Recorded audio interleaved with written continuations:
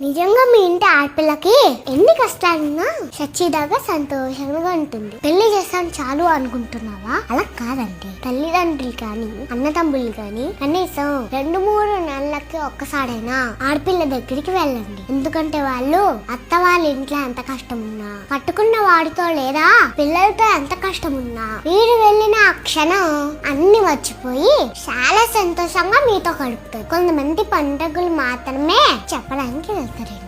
ఏంటి డాడీ ఎప్పుడు మా ఇంటికి రావు అని అడిగినప్పుడు పన్నులు ఉన్నాయమ్మా అని చెప్తారు. దయచేసి చాలా చెప్పకండి, అప్పుడప్పుడు వెళ్తూ ఉండండి. ఎందుకంటే వాళ్ళకి అక్కడ ఎంత పెద్ద కష్టం వచ్చినా మీ వరకు తీసుకుని రాడండి. అందుకనే మీరు వెళ్ళి వాళ్ళ కష్టాన్ని కొంచెం తెలుసుకోవడానికి ట్రై చేయండి. అయినా వాళ్ళు చెప్పడు, కానీ మీరు వెళ్ళాడని సంతోషం వాళ్ళకి చెప్పలేనంత ఆనందం ఇస్తుంది. వెళ్తారు కదా, నా కోసమైనా ఖచ్చితంగా వెళ్తూ ఉండటమే ఆడపిల్లంటే సంతోషంగా